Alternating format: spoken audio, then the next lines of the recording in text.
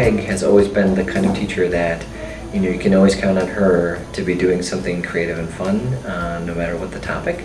And she's always been probably one of the teachers that I remember the most in terms of always inviting me in to read stories or to do activities with the kids.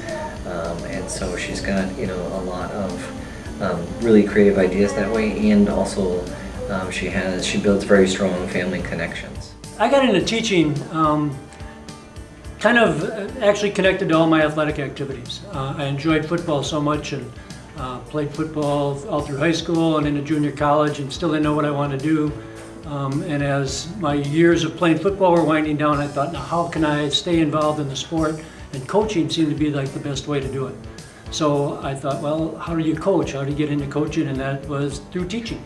So that really got me started in it. And then after about my first 2 years of coaching and teaching, it was like coaching became really a second part of my life rather than a primary issue and a primary focus. Teaching was just so much fun, and it really took over what I was doing. Well, I've been in school all my life. My parents were both teachers, and so I went to kindergarten saying I was going to be a teacher. Originally I was a forester. For 5 years I worked as a forester, and then got interested in moving to Madison and away from the wilds of northern Minnesota, and went back, got my teaching certification so I could teach environmental science, life science, and biology. Many years ago in the mid-1970s, I was a school secretary at Yahira Elementary School. And I enjoyed working with the kids so much that I decided that I would become a teacher. I had a teacher who, back then it was called home economics, but now family consumer science, but she was a real inspiration in my life, just a really together lady. We had a great, back then it was FHA, but we went to state conferences, and I just felt like that would be the kind of thing I'd like to do. Well, I originally started out as an EA for blocks, which back then they weren't red, green, blue. They were all by the block leaders' names, and I did clerical work for them. And then we did study halls. We covered study halls for each one of them, and naturally we did noon duty lunch hours. I credit my mom with my decision to become a teacher. She grew up during the Great Depression, and her family was really in danger of losing their family farm.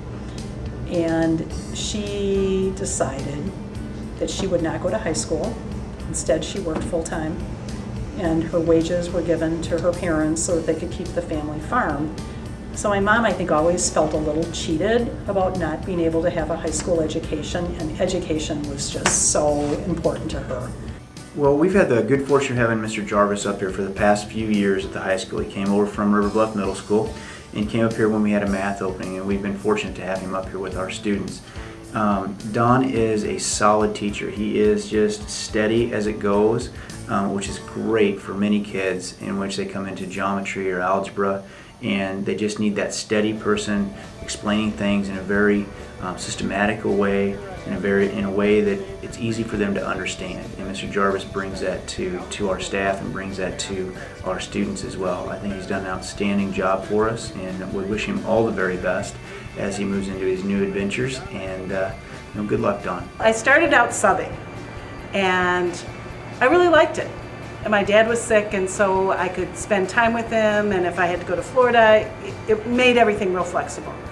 But then I started getting long-term positions one after another, and it was like, oh, okay, I'm doing all this work I'm getting no benefits.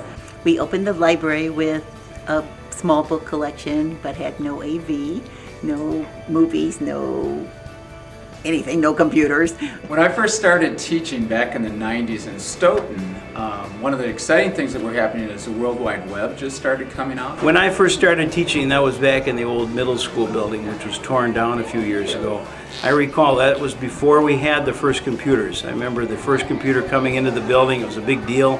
Classes rotated through, and the entire class got to use the one Apple computer, and had some old, the actual floppy disks were running the programs.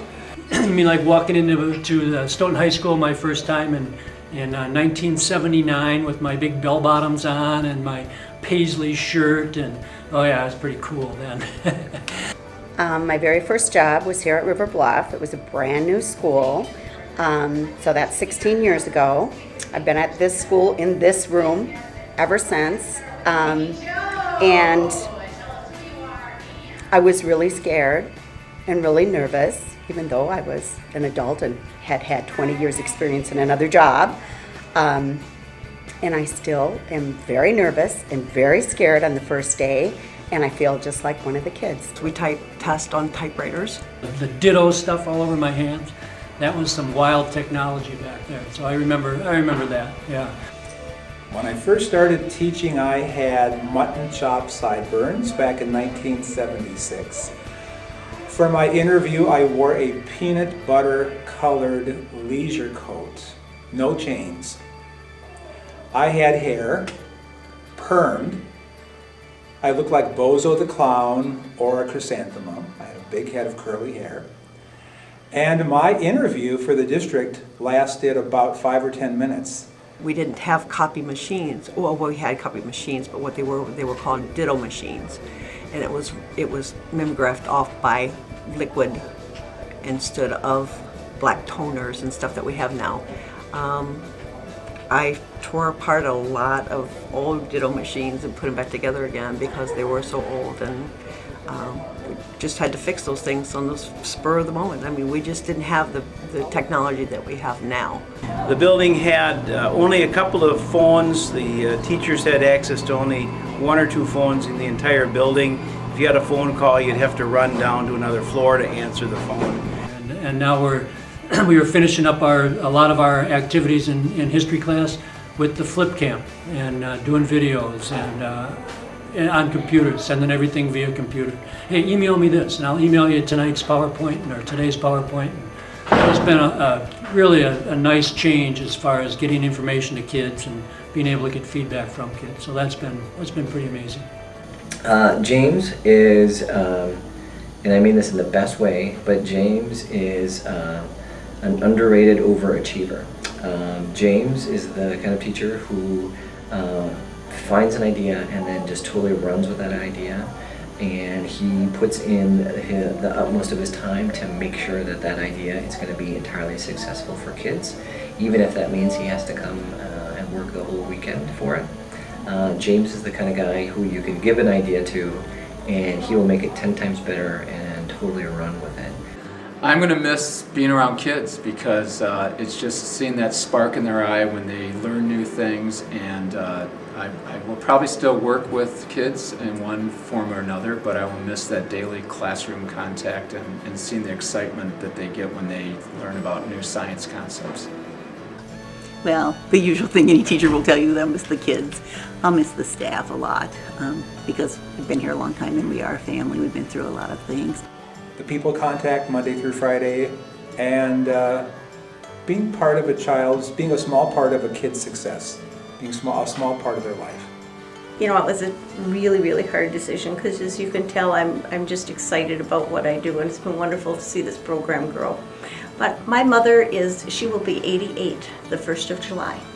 And a year ago in April, she had a heart attack. And it was kind of a wake-up call for me that, you know, I'm not going to have my mom forever. She has recovered beautifully from the heart attack. She is very bright, very energetic, and I want to have quality time with my mom while I have her. So that's the basis for my decision. It was a hard one to make, but I do believe it's the right one. I want to have more time with family, my kids, my grandkids, my mom. Well, I'm going to sleep in, stay up late, but I'm also going to have the privilege of watching my brand new granddaughter, Lily, and I'll be watching her a couple days a week, and I will also be working another job with my wild tree business. I'm going to work. I've got a couple kids in college and a mortgage to pay off, so we're not done working yet. I may do something in the health area, take my EMS and get a job in an ER, starting IVs and 12 leads on patients. You can do that with your EMT license. Well, this summer I have Grandma and Grandpa day camp with my 2 oldest grandchildren, so that'll be exciting, and they want to fish, so Grandma's going to learn how to fish.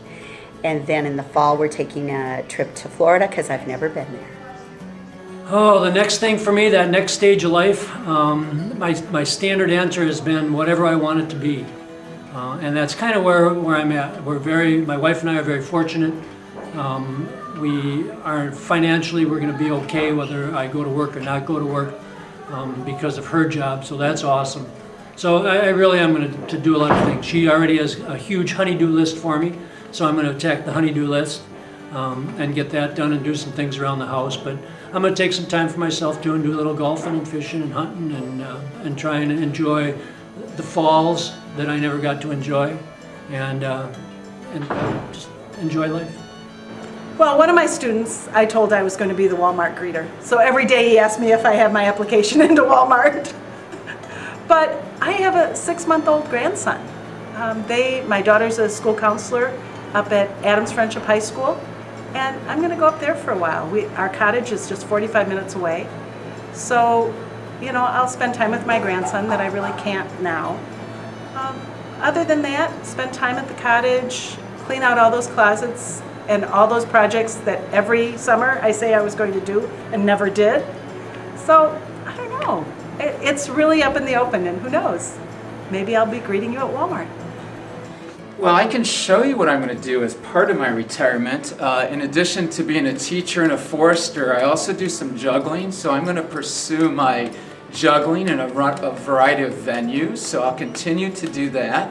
I also have some possible environmental education programs lined up through all the Leopold Nature Center. And last but not least, I'm pursuing a franchise in the Mad Science program. So lots of things I'm pursuing at this point. I have a grandson who's 3, so I hope to spend definitely more time with him. He's just a delight. And I hope to put my energies into something that I haven't been able to because I've been involved in education. And I really think teaching's 24/7. It's a calling, it's a vocation. It's not something that you can just kind of come and do 8 hours and go home. So there are other things I'd like to do, and I hope to find some ways to do that and experiment. And I kind of have a little backup now because of the retirement, so I won't be a total failure financially, whatever happens. I'm going to do whatever I want to do when I want to do it. I want to play golf. I love to play golf. I play golf in the summer probably 4, 5, 6 times a week, and I'll be able to do that in the fall. I have grandkids. I'll be able to go to Stevens Point and watch my oldest grandson play hopefully varsity football this year, and which I wasn't able to do last year because of my job. So I'll be able to do some of the things that I haven't been able to do in the last few years with my grandkids. That'll be fun. For the summer, I'll be working for Madison Public Schools, doing my usual summer school stint for 7 weeks. And then I also have a part-time job with Village Hearth Bread Company. I'm the bread man, and I deliver their products to various stores in and around Dane County. And they offered me part-time work, or as much as I want, during the school year. And I plan to be doing volunteer work at the UW Transplant Clinic, which saved my life 10 years ago, so I want to give back. Become more involved in church activities, and spend more time with family and projects around the house. So the bucket list is getting pretty filled. So I don't really have any grand retirement plans. I don't.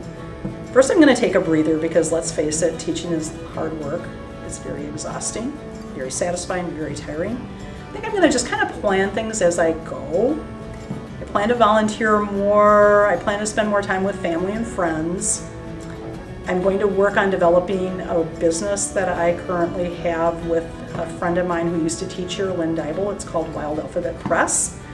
And I want to finish visiting. It's been a lifelong goal to visit all the national parks in the United States. I think I've visited about half of them.